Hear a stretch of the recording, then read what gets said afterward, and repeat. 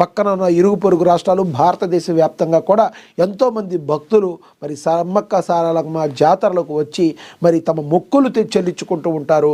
మరి ఎప్పటి నుంచో మరి ఈ సమ్మక్క సారలమ్మ యొక్క మరి ఆలయ అభివృద్ధికి సంబంధించి మరి ఎంతోమంది హామీలు ఇచ్చారు, వెళ్ళిపోయారు, కానీ పట్టించుకున్న పాపాన పోలేదు. మరి కానీ సీఎం రేవంత్ రెడ్డి అలా కాకుండా ఇచ్చిన మాటని మరి నిలబెట్టుకుంటూ 930 ఏళ్ల నాటి కోయల తాళపత్ర గ్రంథాల్లోని విశేషాలకు శిల్పరూపం ఇవ్వబోతున్నారు. మరి ఇదందరూ కూడా మనం ఆహ్వానించదగ్గ విషయం. ఇక సొంత గూటికి Raja Singh, BJP high command green signal, రాష్ట్ర రాజకీయాల్లో సంచలనం, పార్టీ ఎప్పుడు పిలిస్తే అప్పుడు చేరతానని లేఖ విడుదల చేసిన ఎమ్మెల్యే. ఇది చాలా కీలక అంశం. కానీ అందరికీ తెలుసు రాజాసింగ్ అనేది ఒక ఫైర్ బ్రాండ్. బీజేపీ పార్టీకి రాజాసింగ్ బయటికి వెళ్ళడం ద్వారా ఆ తర్వాత అక్కడ ఉన్న నైరాశ్యత మనం గమనించాం. ఎందుకంటే వీళ్ళెవరూ కూడా ప్రాతినిధ్యం వహించిన టైంలో ఒకే ఒక్క ఎమ్మెల్యేగా గెలిచి బీజేపీ పార్టీ పరువును కాపాడిన వ్యక్తి తెలంగాణలో రాజాసింగ్కి ఇప్పుడు కూడా బీజేపీ పార్టీలోని నాయకులు కొంతమంది పడకపోవచ్చు, కానీ బీజేపీ కార్యకర్తలందరూ, బీజేపీకి ఓటేసే వాళ్ళందరూ కూడా రాజాసింగ్ బీజేపీలో ఉండాలనే కోరుకుంటారు. మరి ఆయన రాజీనామా చేయటం కొంతమందితో పొసక పేర్లు మనం ప్రస్తావించాల్సిన అవసరం లేదు, అందరికీ బహిరంగ రహస్యమే. మరి ఆయన బయటికి వెళ్ళిపోవడం అనేది జరిగింది. ఆయన బయటికి వెళ్ళిపోయిన తర్వాత కూడా కార్యకర్తల్లో గందరగోళం, నైరాశ్యం, ప్రజల్లో కూడా విపరీతమైన వ్యతిరేకత. ఆ మాటకు వస్తే రాజాసింగ్కి బయటికి వెళ్ళిపోయినా కూడా మద్దతు ఎక్కువైన పరిస్థితి. ఇదంతా గమనించిన హైకమాండ్ మరి తీసుకుంటాకి సుముఖంగా ఉన్నట్టుంది. మరి ముందు అడగాలి కాబట్టి నేను ఎప్పుడు పార్టీ పిలిస్తే అప్పుడు నేను వస్తాను అని చెప్పి రాజాసింగ్ అన్నారు. కానీ రాజాసింగ్ ఎప్పుడైతే ఆయన బయటకు వచ్చారో ఆ రోజునే చెప్పారు. ఇదంతా బయటకు వచ్చినప్పటికీ కూడా రాజాసింగ్ని బీజేపీ వదులుకోదు. ఎప్పటికైనా రాజాసింగ్ మావాడే బీజేపీలోకి వస్తారని బీజేపీలోని కొంతమంది నేతలు, విశ్వేశ్వరరెడ్డి లాంటి నేతలు మాట్లాడిన పరిస్థితి మనం చూసాం.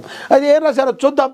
బీజేపీకి రాజీనామా చేసిన గోషమాల ఎమ్మెల్యే రాజాసింగ్ త్వరలోనే సొంత గూటికి తిరిగి చేరుకోబోతున్నారు.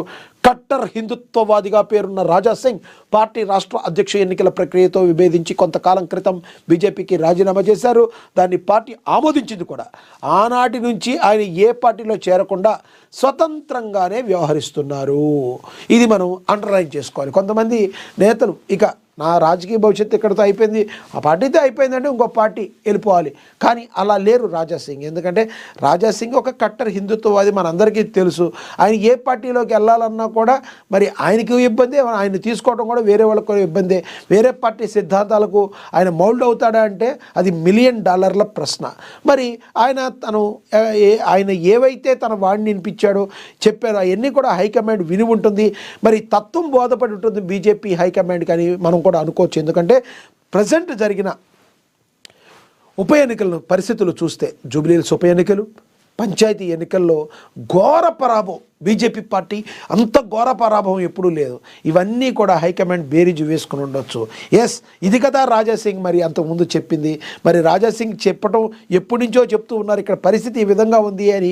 మరి తప్పుల తడకలాగా ఎప్పటికప్పుడు ఢిల్లీకి రాంగ్ స్టేట్మెంట్స్ పంపిస్తున్న కొంతమంది బీజేపీ హైకమాండ్ దగ్గర ఉన్న లీడర్లు, వాళ్ళ సత్సంబంధాలు, వ్యవహారాలు చూసుకునే లీడర్లు ఈ రోజున నోరు ఎళ్ళబెట్టి మరి బీజేపీని దారుణమైన పరిస్థితుల్లోకి నిలబెట్టేశారంటే మరి రాజాసింగ్ నెత్తినోరు కొట్టుకుని ఎప్పటి నుంచో చెప్పింది నిజం కదా అనుకుని ఉండొచ్చు.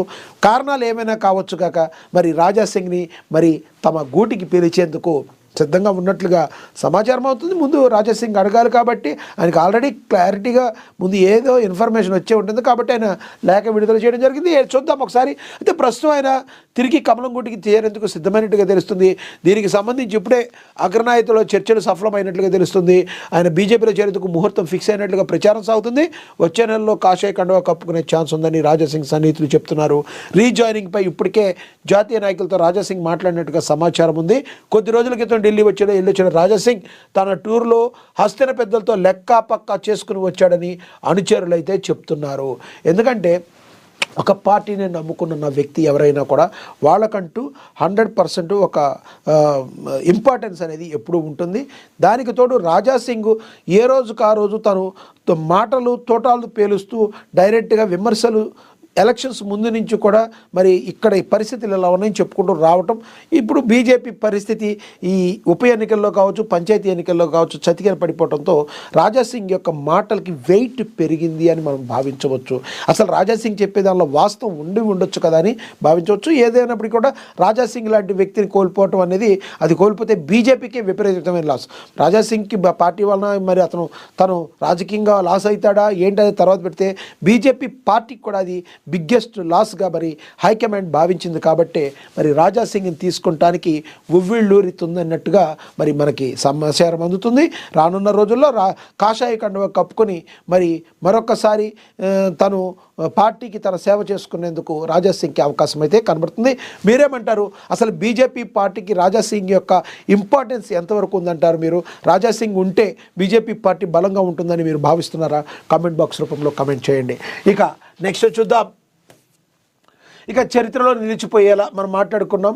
అలాగే ఢిల్లీకి సీఎం రేవంత్, తెలంగాణ ముఖ్యమంత్రి రేవంత్ రెడ్డి ఢిల్లీ వెళ్ళారు. శనివారం Congress party working committee CWC సమావేశం జరిగింది. ఈ సమావేశంలో రేవంత్ రెడ్డి కూడా పాల్గొంటారు. ఢిల్లీలో నూతనంగా నిర్మించిన ఏఐసిసి కార్యాలయం ఇందిరాభవన్లో ఉదయం 10:30 అధ్యక్షుడు మల్లికార్జున ఖర్గే అధ్యక్షతన ఈ కీలక సమావేశం ప్రారంభం కానుంది. ఈ సమావేశంలో దేశవ్యాప్తంగా నెలకొన్న రాజకీయ పరిస్థితులు, మహాత్మా గాంధీ గ్రామీణ ఉపాధి హామీ పథకం పేరు మార్పు, రాబోయే ఎన్నికలు, పార్టీ అనుసరించాల్సిన